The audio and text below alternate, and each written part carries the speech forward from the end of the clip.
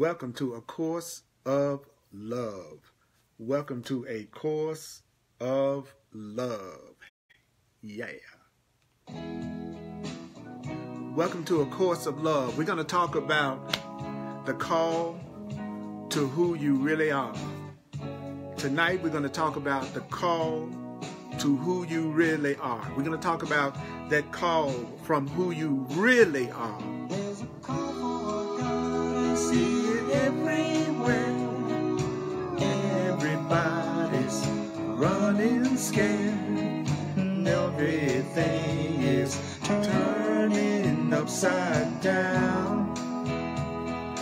Welcome to A Course of Love. But the words I hear, they keep coming through from deep inside of me and you. Just take it in. It's telling us that love. Let go of everything that's happening around you. Let it go. Take a breath. You and me were not that far apart. Just relax into the oneness that we share. The same heart. Do you know? We've been together. Just feel it. from the start. Just feel it. Just relax. Tell me, can you hear it? Let's come together right now. Tell me, can you feel it? Breathe. Breathe. Your arms around it. Put your arms around it. And know that we are one. Welcome to A Course of Love. We're going to talk about Yeah, we are one. the call to be who you really are. That's what we're going to talk about. Now let's come together and understand that Christ was born inside of every man. He's waiting for us to choose Him as ourselves. I'm going to choose love as myself. When you choose Him, you know you choose me too. And everyone becomes a part of you. And then you know that love is who I am. Welcome to A Course of Love. We're going to talk about the call to who you really are. You and me were not that far apart. Yeah, we're beating the same heart. We've been together on the start. Breathe, relax. Tell me, can you hear? We're going to talk about the call to be who you really are tonight. Tell me, can you feel it? Put your arms around it and know that we are one. Can't you feel our oneness? Take a breath. Yeah, we are one. I want to feel you. I want to feel you. I want you to feel me. Welcome to A Course of Love. I am Earl Purdy here on Facebook Live. And I want you to know you don't have to believe this. You don't have to believe this. You don't have to accept this. And you don't have to welcome this. You don't have to believe it, accept it, or welcome it. Some of it's going to be hard to believe. Some of it's going to be quite startling. But if you use these ideas, if you apply these ideas, Earl and Mighty Companion, if we apply these ideas, you and I are going to know that these ideas are true. These ideas are true. You and me were not that far apart. Yeah, we're beating the same heart. We've been together from the start. Oh yeah. Tell me, can you hear it?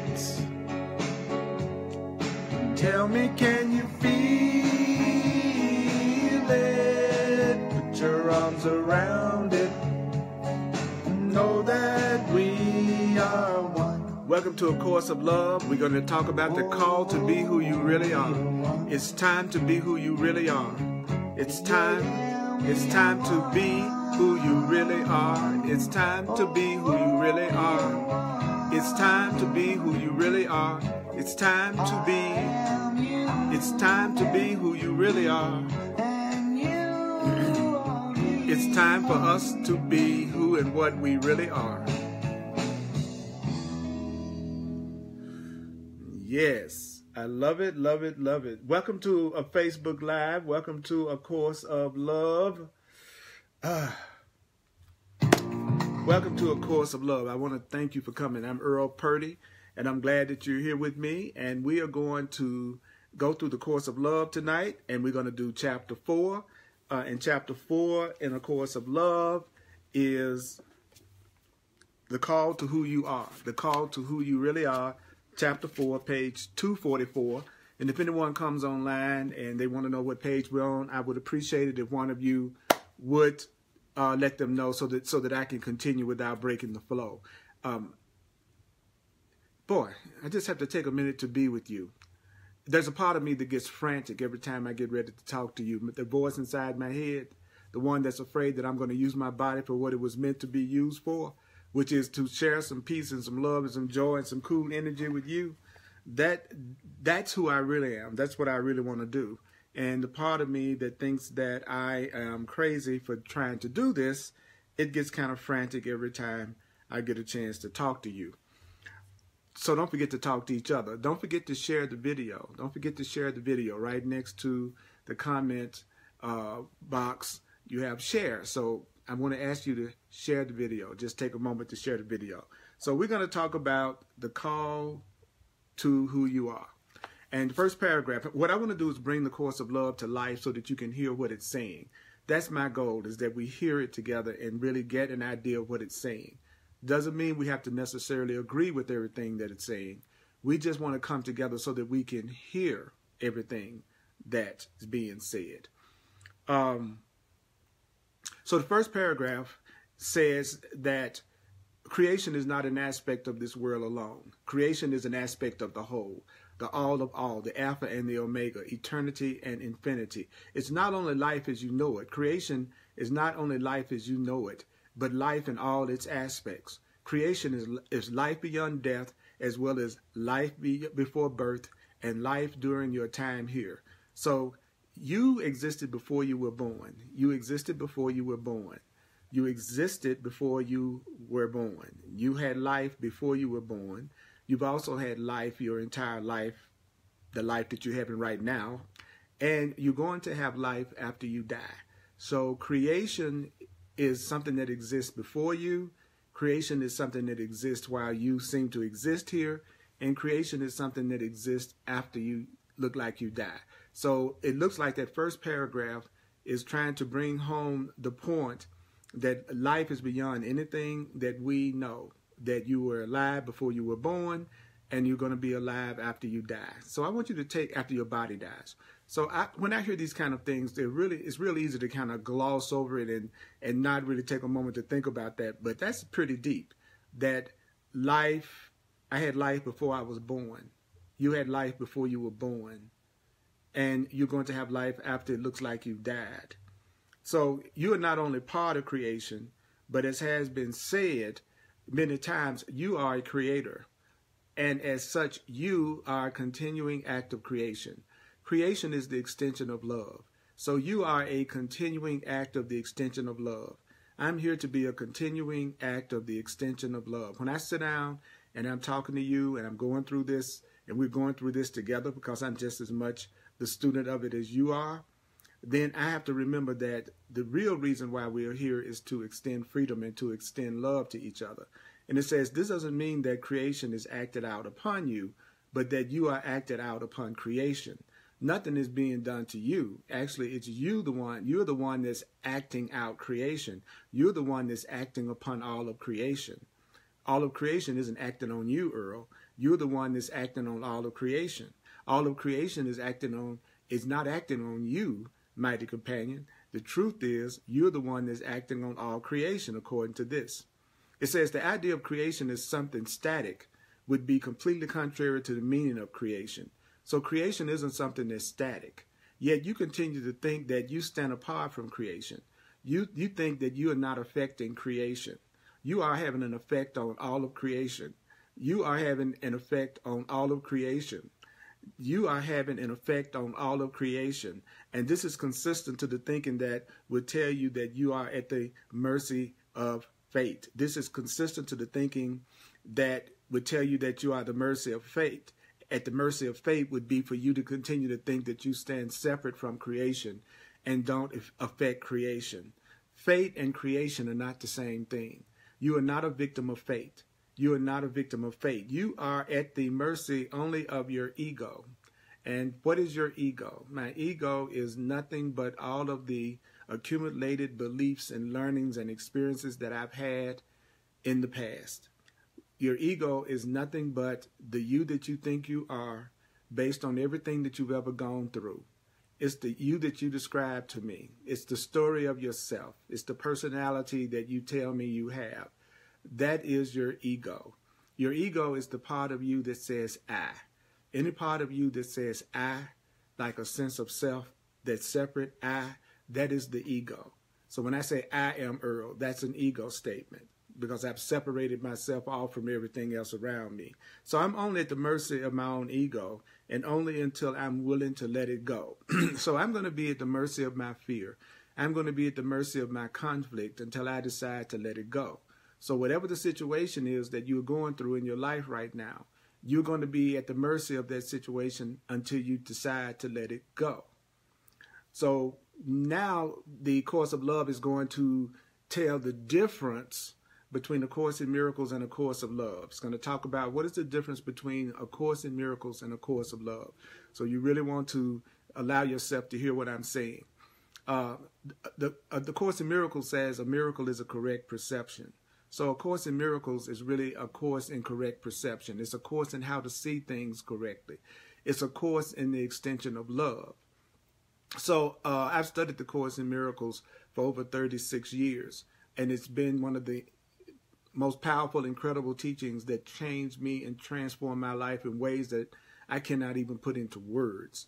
And what the Course in Miracles did was it constantly gave me new interpretations and new ways of looking at everything that I was going through every day, because it was teaching me that the way that I interpret things and that the meaning that I give things, that is what I'm perceiving. And so that's what's causing me to have the kind of feelings and emotions that I'm having.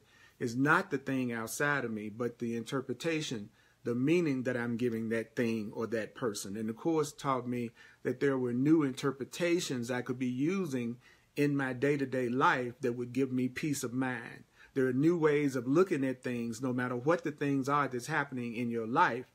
There are ways to look at that would give you peace, that would allow you to keep your peace. And then the Course in Miracles taught that at the point that you have peace of mind, at the point you have peace of mind, then you can hear your own inner guidance. You can hear your own inner teacher. You can hear your own inner voice. So hearing your own inner voice is going to come from, you using new interpretations of what you're going through every day so that you don't get upset. And then when you don't get upset, you will hear the voice of your heart. You will hear the voice for God. So it says A Course in Miracles and A Course of Love. And I love that you're communicating. And I love that you're communicating with each other. That's the point of being here live.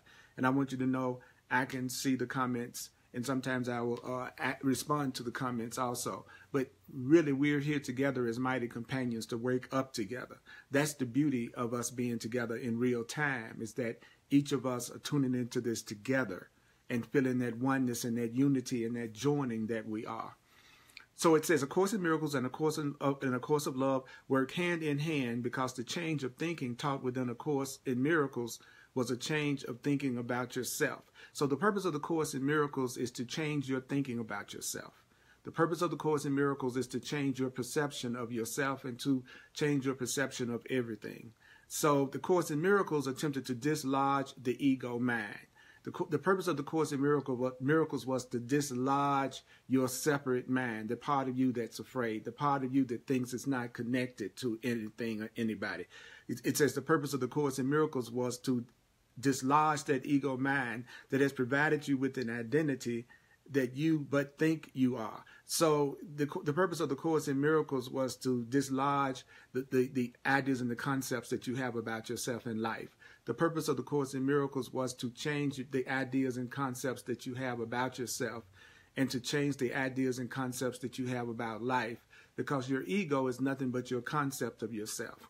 When you tell me what you think you are, then you are just describing your ego to me. When I tell you what and who I think I am, I'm just describing my ego to you.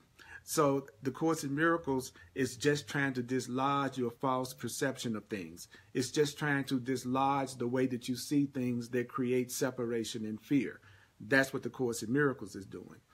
And then it says a course of love then followed in order to reveal to you who you truly are. So first, the Course in Miracles undoes the belief that I have about who I am, and the Course of Love reveals to me who I truly am. So the Course in Miracles gets rid of what I think I am that's not really bringing me any kind of complete happiness. It's trying to dislodge all of the concepts that I have about myself. And the Course of Love is revealing to me that self that's beyond the concepts I have about myself. So the Course of Love is trying to make us aware of who we are beyond who we think we are. While you continue to act within the world as who you think you are, as long as you keep acting from who you think you are instead of acting from who you are, it says you have not integrated these two pieces of learning. So as long as I'm not being my authentic self and acting from who I really am as opposed to what I was taught I am, then I haven't really integrated a Course in Miracles and a Course of Love.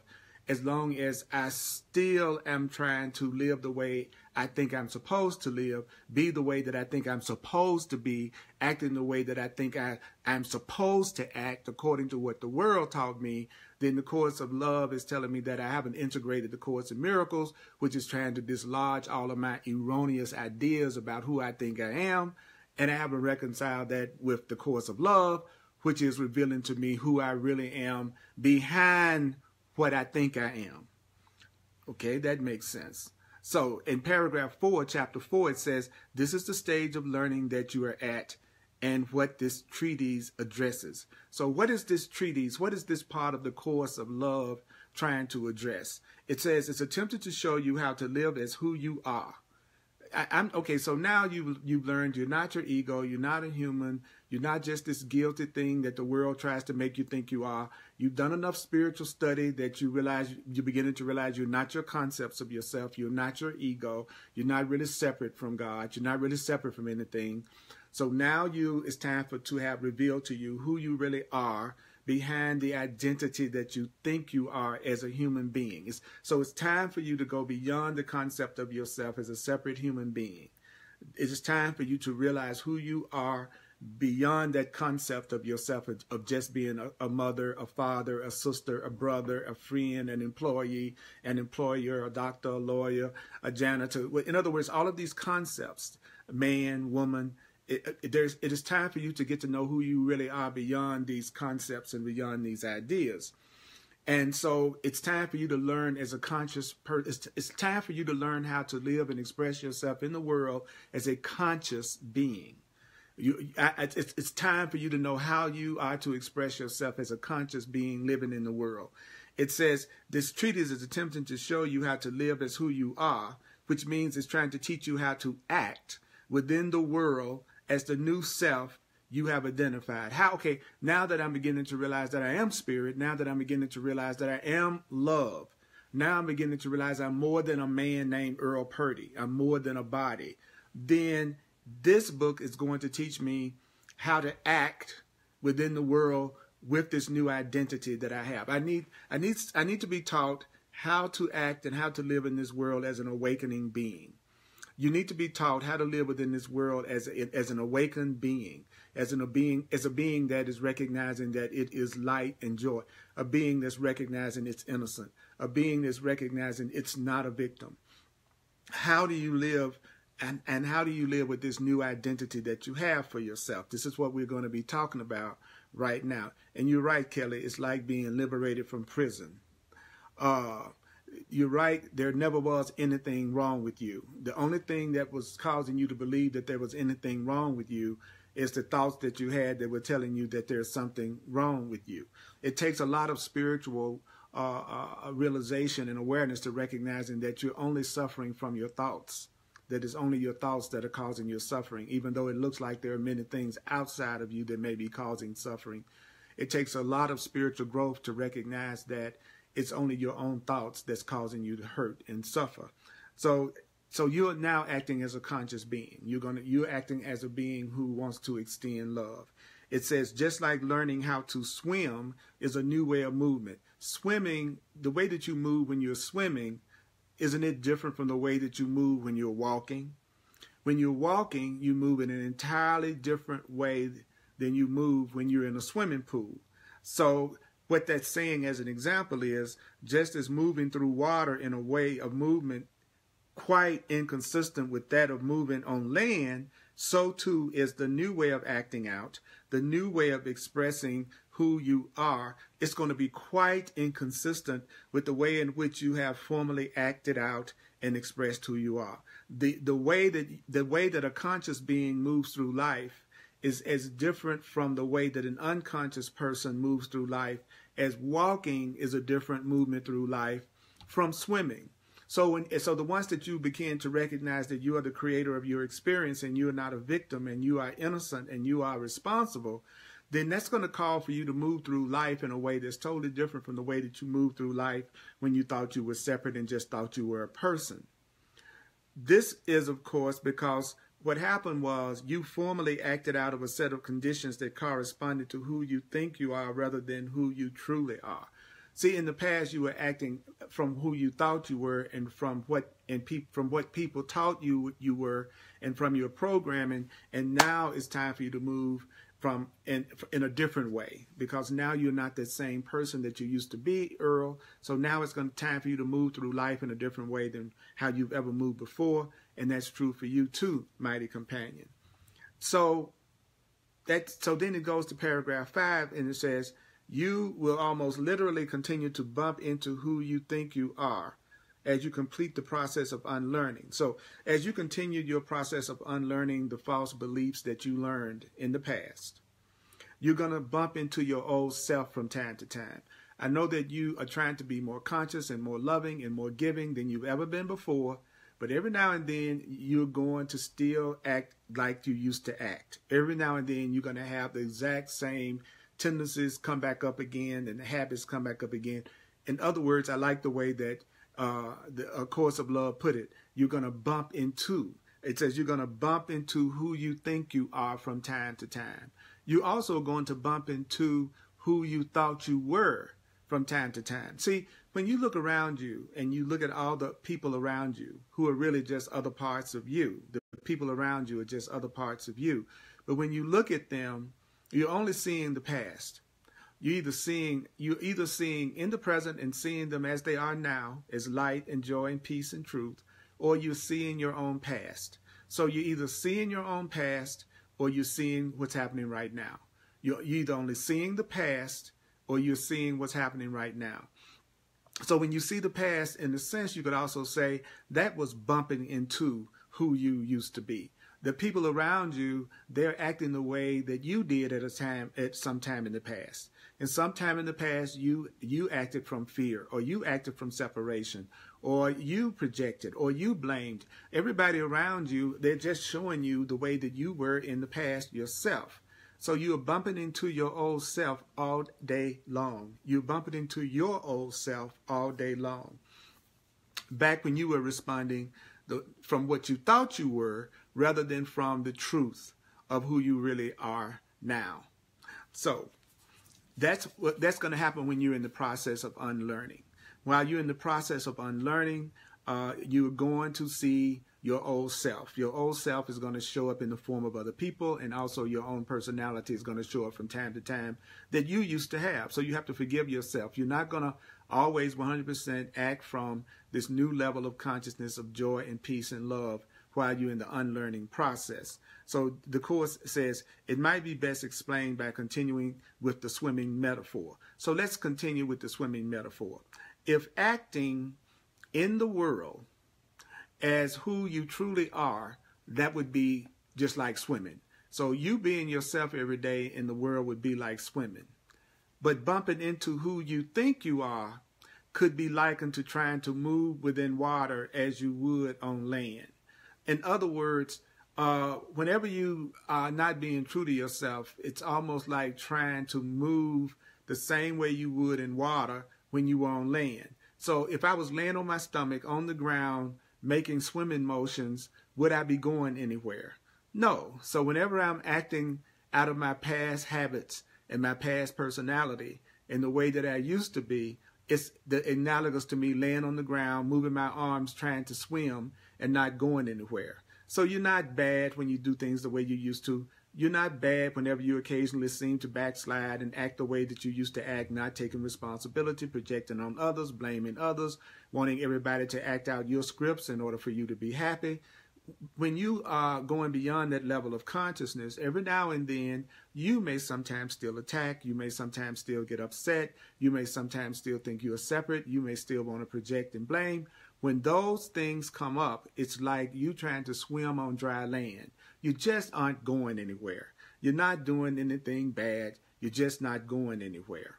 So it says, why when moving freely through the water, would you suddenly try to move as if you were on land? The explanation could be as simple as forgetting where you are, or as complex as a sudden panic or fear about and being brought on by any number of factors.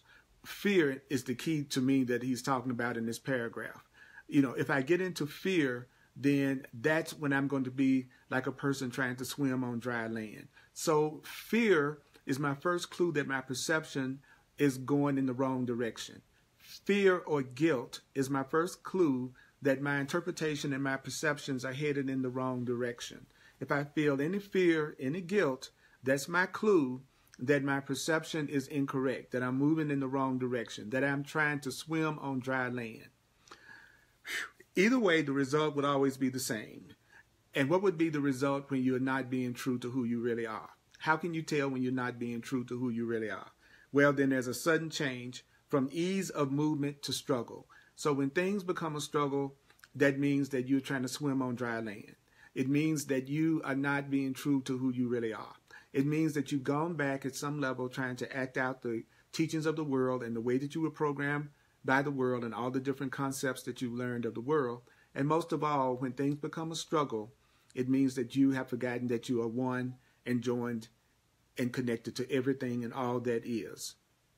So this is really an incredible section, because it's telling us that, okay, you've been working on yourself and you've been changing your mind and you've gotten to the point that you give yourself more peace than you ever have before, and you kind of realize that the things that you learned from the world, those things are not true about you, especially if they bring up any insecurities or fears or guilt.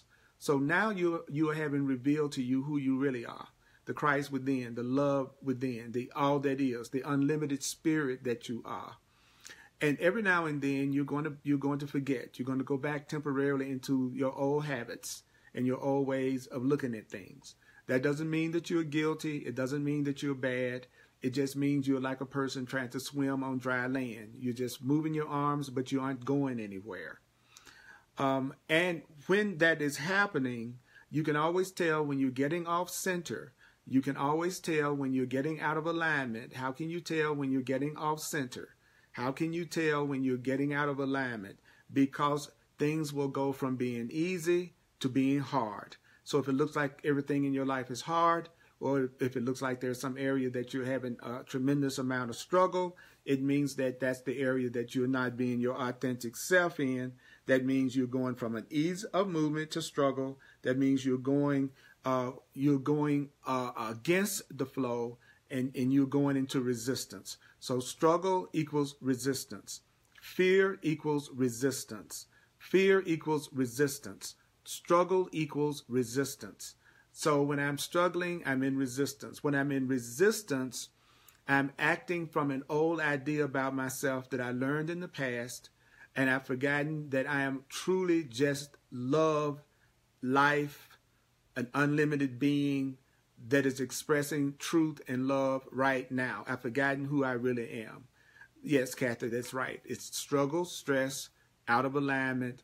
I am thinking I'm separate. That is exactly what's happening when there is struggle. It's okay for things to be simple. It's okay for things not to be complex. Because what I'm learning is that the further I go on my spiritual path, and it's been over 40 years now, it gets easier and easier and simpler, where there was a part of me that thought that everything should get more and more complex. So what I'm realizing right now is I want to simplify my life as much as I possibly can.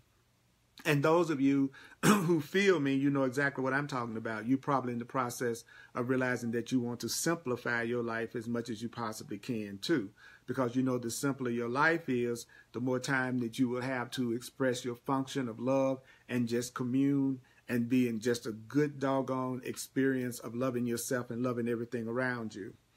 So he says, a first step then in learning to recognize, in paragraph 6, chapter 4, it says, a first step then in learning to recognize when you are acting upon notions of who you think you are rather than on who you truly are is what you're going to have. Two things. You're going to have the experience of struggle and you're going to have the experience of resistance.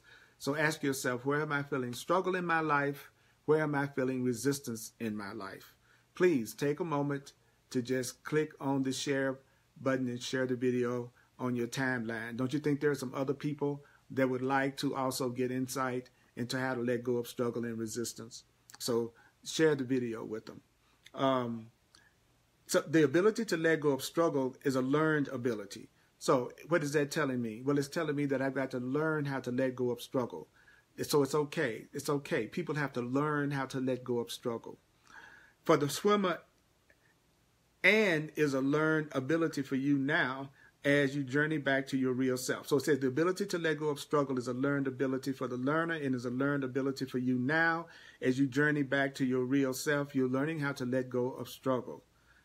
You're developing the ability to let go of struggle. You're developing the ability to let go of pain. You're developing the ability to let go of lack. You are developing the ability to let go of lack. Okay. So first I need to recognize that I'm on a journey back to my true self. You are on a journey. What kind of a journey? You're on a journey back to your true self. What is your true self? Your true self is love. Your true self is free. Your true self is the Christ. Your true self is spirit. Your true self is awareness. Your true self is consciousness. You're on the way back to your true self. And you're learning how to let go of struggle. You're developing the ability to not do the things that make you struggle. You're developing the abilities to not do the things that enter relationships that would cause you to have to struggle. So how do you do that? How do you develop the ability to let go of struggle? Well, the Course of Love says, well, it requires what? It requires a very important word. It requires remembrance. You have to remember. The key to letting go of struggle is remembering. It requires remembrance and trust. You have to be wholehearted about this. This has to be something that you really want to do from your heart. And so it says a wholehearted approach that allows the body and mind to act in unison. So what is a wholehearted approach? A wholehearted approach is when your body, your mind, and your heart are all working together. When my mind and my heart is being expressed through my body, I am wholehearted, I am acting in unison. So this wholehearted approach is the condition from which unity and oneness is recognized. So let me remember. How do I remember unity and oneness? I remember unity and oneness by getting my mind and my heart and my body to act in unison to help me develop the ability to let go of struggle. So I am wholeheartedly willing to develop the ability to let go of struggle.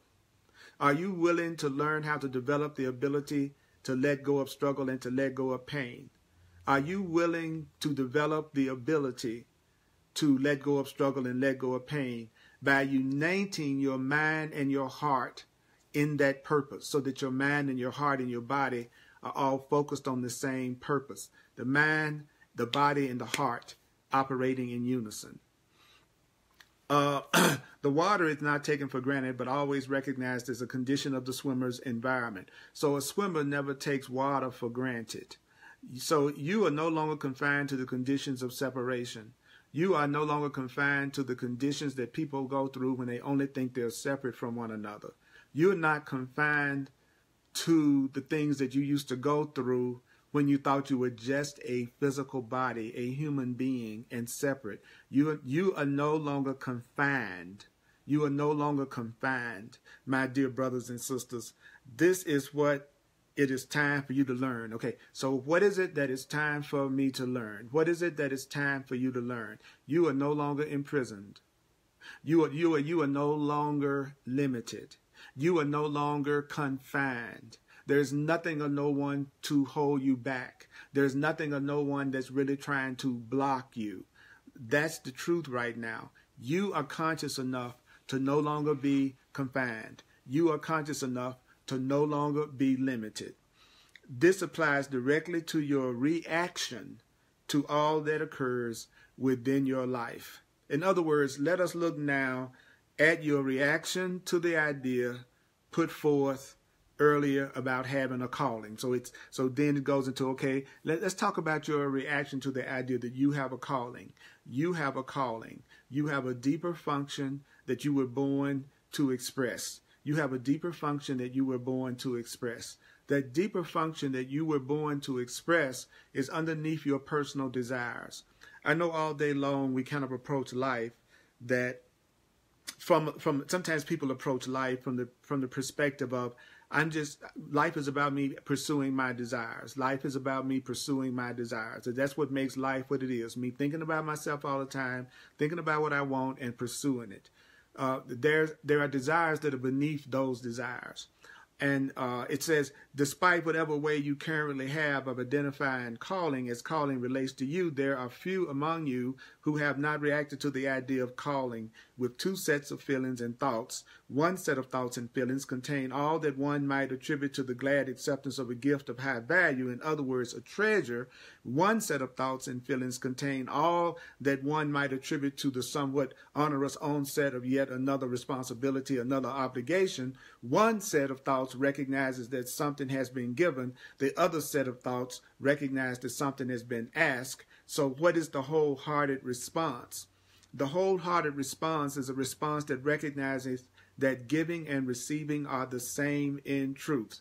So how can a person tell when they're having a wholehearted response?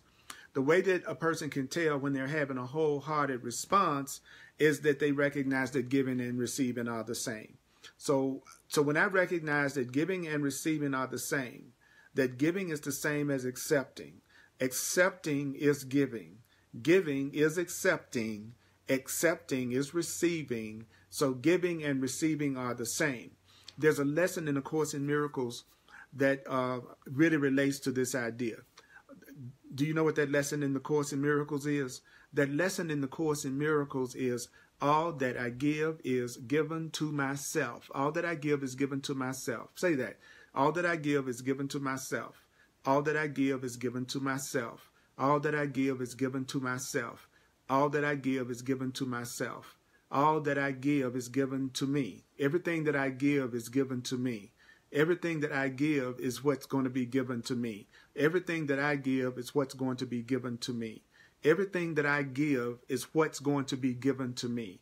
Everything that I don't give is what is not going to appear to be given to me. Even if it's being given to me, if I don't give it, then I won't recognize it when someone else is giving it to me. If I don't give love, then I won't recognize love even if someone is actually giving love to me. That's why what I don't give, it looks like I don't receive.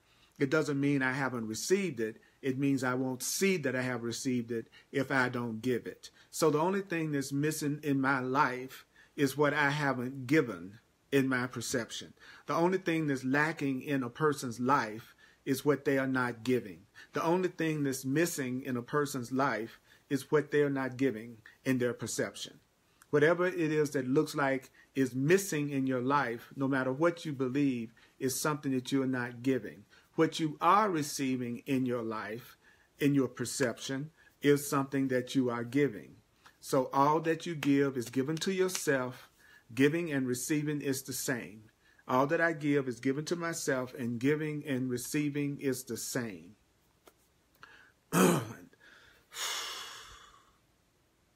So, while two sets of thoughts and feelings exist, the only way to come to peace with them is through an acceptance of ambiguity. Now, what does that mean?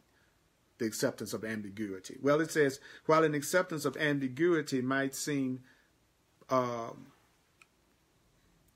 preferable to conflict. Ambiguity may seem preferable to conflict, and acceptance of ambiguity is really a rejection of your power.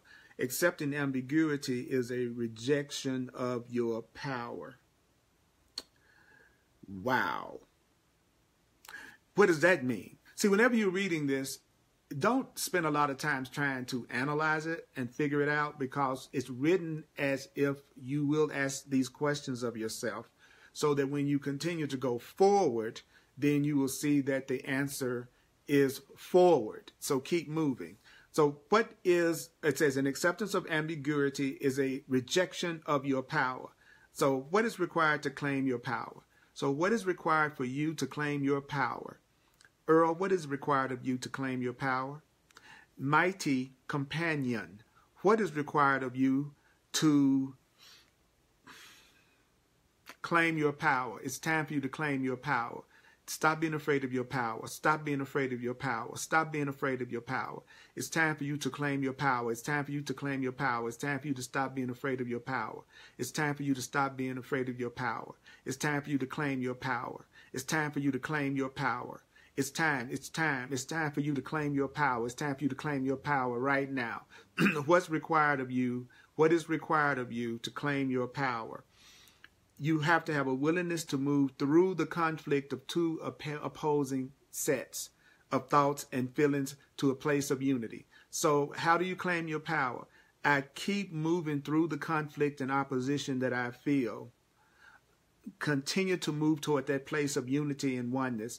Keep moving forward in truth, no matter how much conflict I feel, no matter how much confusion I feel, no matter how much opposition between the two ways of thinking that I feel. I keep moving toward God. I keep moving toward unity. I keep moving toward love. I keep moving toward freedom, no matter what opposition and conflict is coming up within me. I'm going to still keep moving toward the truth in God, no matter what obstacles, no matter what conflict that comes to me as a result of having two ways of thinking. No matter how much conflict comes in my life because I have two ways of thinking, I'm going to keep moving toward God. I'm going to keep moving toward love. I'm going to keep moving toward truth. So that's how you claim your power. You don't let anything stop you from moving towards your true happiness and your true joy. You don't let anything stop you from following your heart, not following your mind, following your heart. It's about following your heart, not following your mind. Your mind is only a program. Your mind is only feeding back to you all of the concepts and programs and learnings that you've learned from the world and from yourself from the day that you were born. Your mind is programmed. Your mind is programmed. Your heart isn't. Get in touch with your heart. So what does that mean? Well, it says a first step in our work with regard to calling, in paragraph 10, chapter 4, it says, thus, a first step in our work with regard to calling is recognizing the dualistic nature of your thoughts and feelings. So the first thing I need to recognize is that I have a dualistic nature when it comes to my thoughts and my feelings. I have thoughts of love and I have thoughts of fear. I have thoughts of innocence and I have thoughts of guilt. I have thoughts of freedom and I have thoughts of limitation. I have thoughts of abundance and I have thoughts of lack. I have thoughts of health and I have thoughts of sickness. I have a dualistic nature in my thoughts and I have a dualistic nature in my feelings, and I need to recognize that first. The next thing I need to recognize, the second step according to A Course of Love, is I must have the willingness to move past both ambiguity and the conflict to union. So first I got to recognize that I have conflicting thoughts, that I have a dual set of thoughts, and then the next thing is for me to be willing to move past my conflicting thoughts and my opposing thoughts and feelings and my dualistic thoughts. How simple is that? First, I need to admit that I have thoughts of love and thoughts of fear, and then I have to be willing to say I'm going to go past those two levels of thinking that are in conflict to the love and to the unity. That's the first part of what I need to do to claim my power. That's the first thing that you need to do in order to claim your power according to A Course of Love. Take a breath, take a breath, take a breath just for a minute. And I want you to say this. I want you to say this. All that I give is given to myself. All that I give is given to myself. All that I give is given to myself. All that I give is given to myself. All that I give is given to myself. All that I give is given to myself. All that I give is given to myself. All that I give is given to myself. Say it. All that I give is given to myself. All that I give is given to myself. All that I give is given to myself. All that I give is given to myself. All that I give is given to myself. All that I give is given to myself.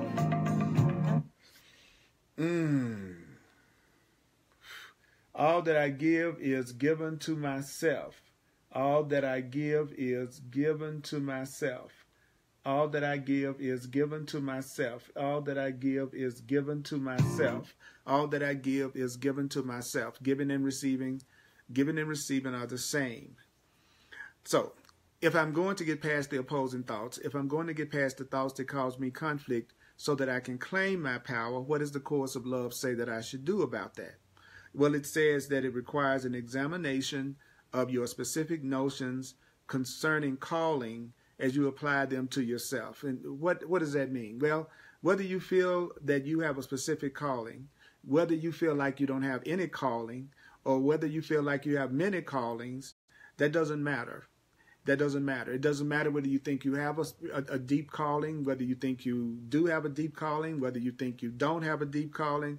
That doesn't really matter. What matters is that you think it matters to you to have a calling.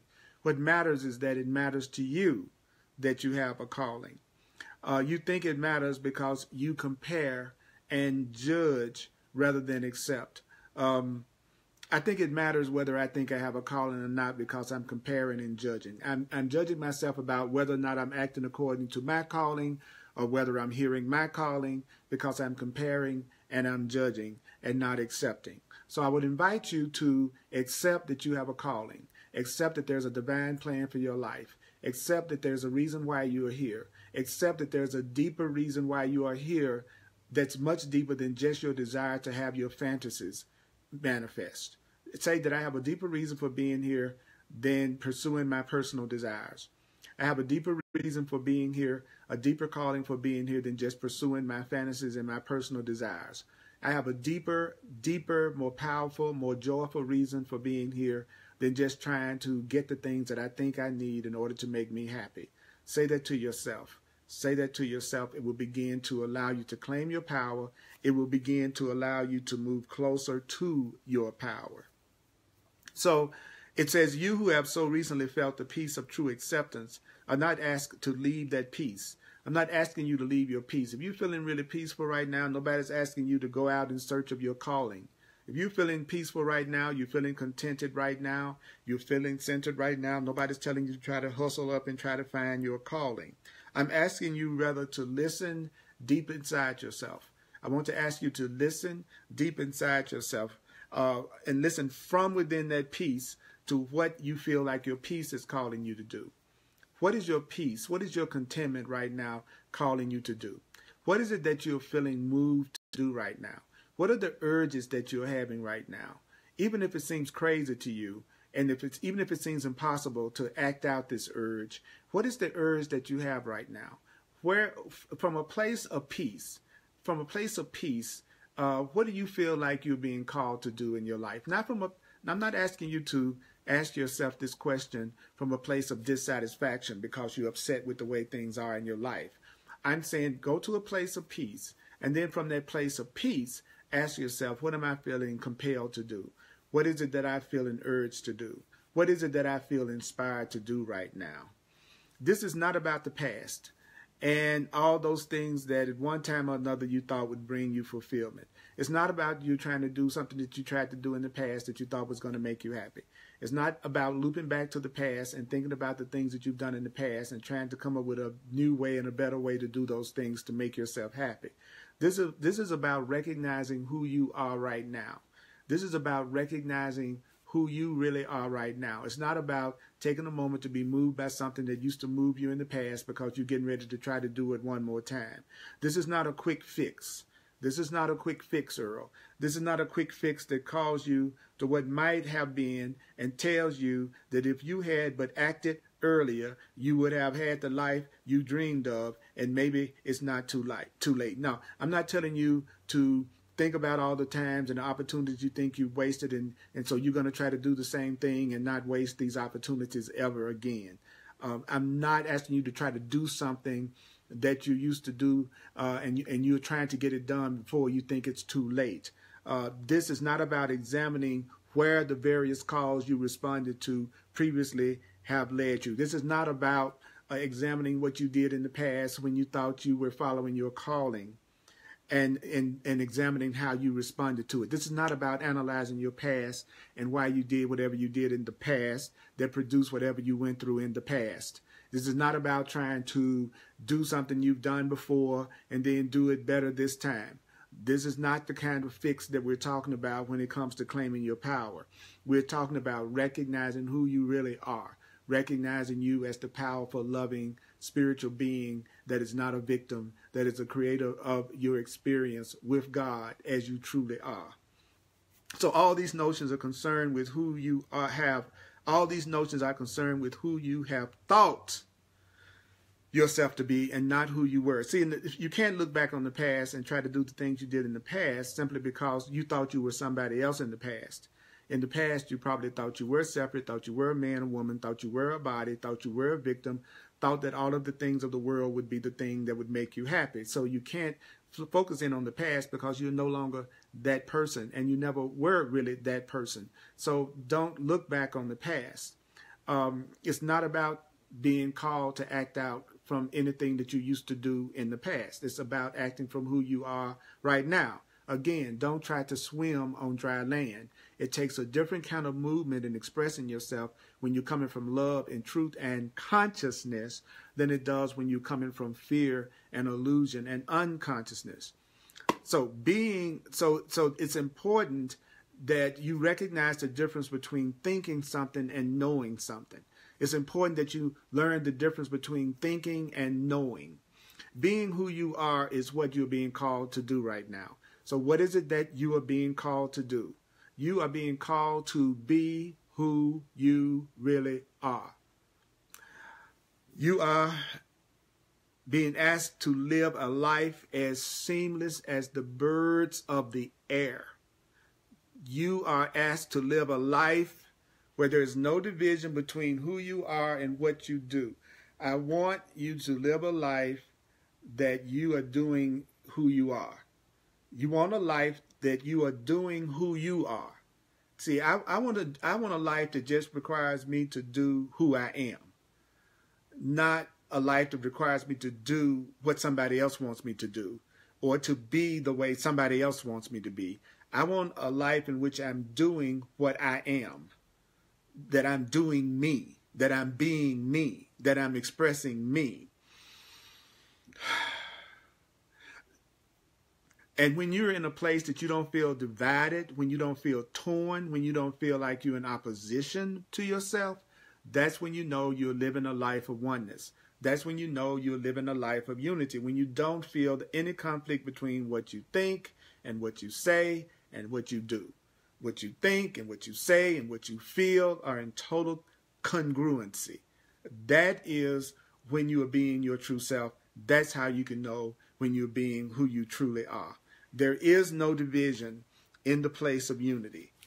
When you're in unity, there is not any conflict inside of you about the way that you feel. There is no division when you're in a place of unity. I'll say it one more time. Being who you are is what you're being called to do right now. Not being a concept of who you are, not being what your culture told you should be, not being what society said you should be, not saying what even you've made up in your mind that you are to be, not what your gender says you are to be. You are to now start to express who you are. And when you do that, you will be able to tell because there will be an ease of movement and there will be a lack of struggle in your experience. So you're being asked to move in the direction of oneness with yourself, wholeheartedness with yourself, a place of I am being authentically true to myself all the way through place in yourself. So I'm going to stop right here, and I'm going to do a quick wrap up of what I've covered so far, because this is a lot for us to go with and a lot for us to integrate because of the simplicity and love of it. If you would like to make a financial expression of appreciation for the classes that I teach as a full-time teacher, please go to earlpurdy.com. Also, I have personal services that I offer, including clarity sessions and also tutoring. So please go to my website, earlpurdy.com, and use me. Use me. Also, the music tonight was Ricky Byers and John Christmas. So you can go to johnChristmas.com for the music and rickybyers.com for the music. I am so glad to be with you. Share the video. Share the video. Let's gather in our mighty companions. Let's gather them in. The next class, Facebook Live class I'm doing is my Course in Miracles class at 1 p.m. on Sunday on Facebook Live. Earl Purdy on Facebook Live.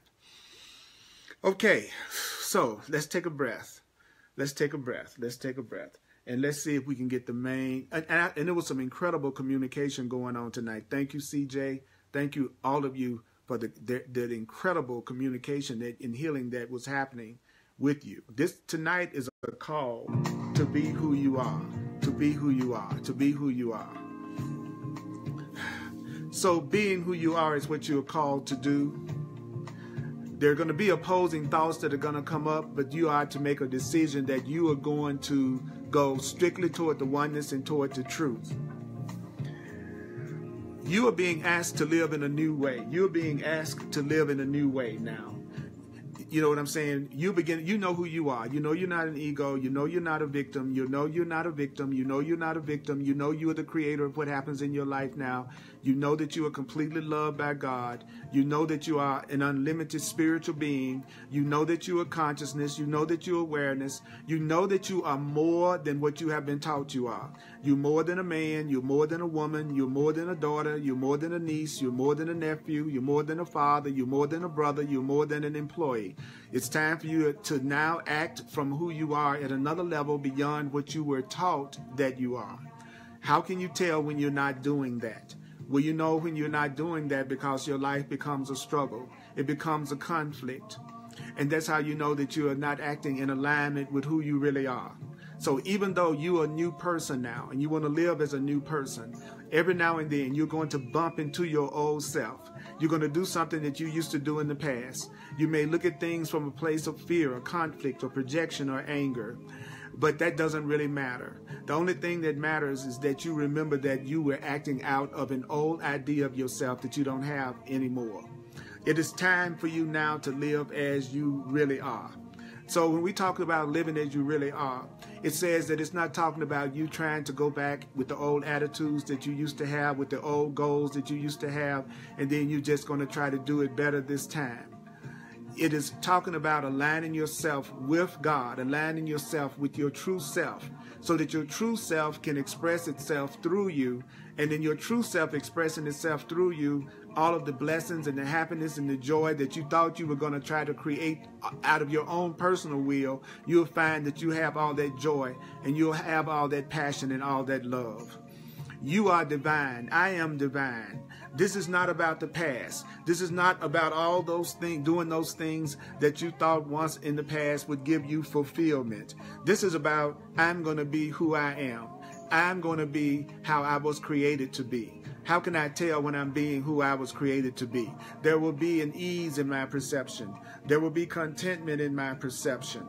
That's how I will know. I'll know that I'm being who I was created to be because I will be acting from inspiration. I will be acting from urges to move. I won't be deciding what I should do from a place of unhappiness and misery. I'll go to the peace within me. And from the happiness and contentment and the peace within me, then I'm going to ask, what is it that you want me to do? Where do you want me to go? What do you want me to say? Who do you want me to say it to? What do you want me to do? Where do you want me to go? What do you want me to say? Who do you want me to say it to? What do you want me to do? Where do you want me to go? What do you want me to say? Who do you want me to say it to? What do you want me to do? Where do you want me to go? What do you want me to say? Who do you want me to say it to? What do you want me to do? Where do you want me to go? What do you want me to say? Who do you want me to say it to? So ask your higher self. Joshua, Tasha, so good to have some relatives and family in the house. So ask God, ask your higher self, ask your spiritual self this. Are you ready? I want you to ask yourself this with me. This is what I want you to do. This is what I want you to say to your God self, your higher self. Are you ready? Here's what I want you to say. Say, what do you want me to do? Where do you want me to go? What do you want me to say? Who do you want me to say it to? What do you want me to do, God? Where do you want me to go, God? What do you want me to say, God? Who do you want me to say it to? What do you want me to do? Where do you want me to go? What do you want me to say? Who do you want me to say it to? What do you want me to do? Where do you want me to go? What do you want me to say? Who do you want me to say it to? Ask this question. Ask this question. And tell yourself, all that I give is given to myself. All that I give is given to myself. All that I give is given to myself. All that I give is given to myself. All that I give is given to myself. All that I give is given to myself. All that I give is given to myself. All that I give is given to myself. All that you give is given to yourself.